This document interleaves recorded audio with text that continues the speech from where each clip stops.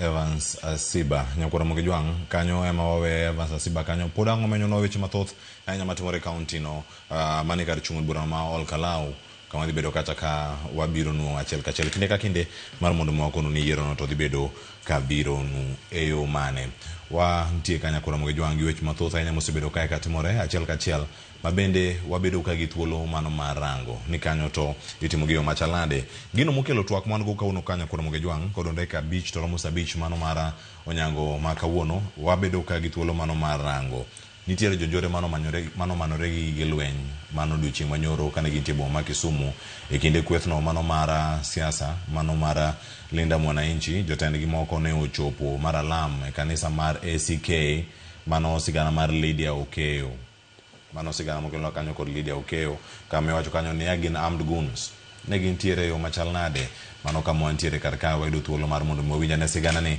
kaka ne obedo duchieng' no manyoro.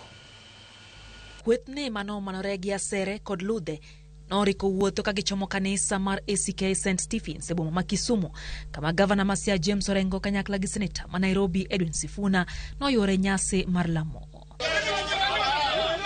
To kane pok gichopo dwachgi mar donjo kendo monjo kar lamono, rawirego noromo gi kweth machielo mar rawire mano oluoro hekaluno kanyo e marakruok nowuokie kendo kelo hinyruok mar ji ka pi kaboro bende ne otia mach. Jotelo ariyogo ne odong'e kanisano nyaka bang'e ka rakruokno ne oserumo ne giwuok kendo kwero monjno ka giseyo jatend piny Kenya William Ruto kuom mako mos kendo ling' thi e wi weche mag njore ma sani medore e thurka. You want to know Haiti? If you want to go to Haiti, Haiti is here.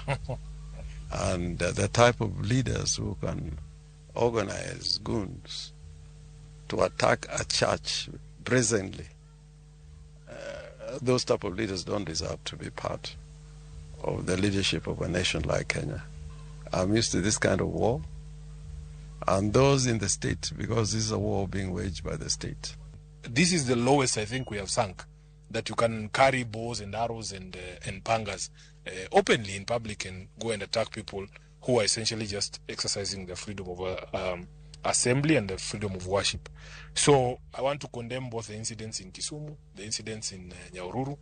I have spoken to Governor Kang'ata. He has told me that one of his, I think it's his driver who's been shot. We are praying that he gets well soon. Obilano tiogi iro malungo wang eke okweth manera korego. Motelo ne mano, jadolo mar kanisa no Charles Onginjo oyalo ber mar kwe pachoka ka okwajo Kenya mondo tegre gi lweny makinde ka kinde. We must speak and we must love one another, isn't it? The notion that if somebody has a different political persuasion, then that person is your enemy, is what we want to discuss. Because we have one country, and it belongs to all of us. Jotelo go noyore kanisano na nyasi mar choko omenda mar konyo riwruok mar joma chwo e kanisano kanyaka sani onge ng'ata ma osemaki kitudo gi tulono. Lydia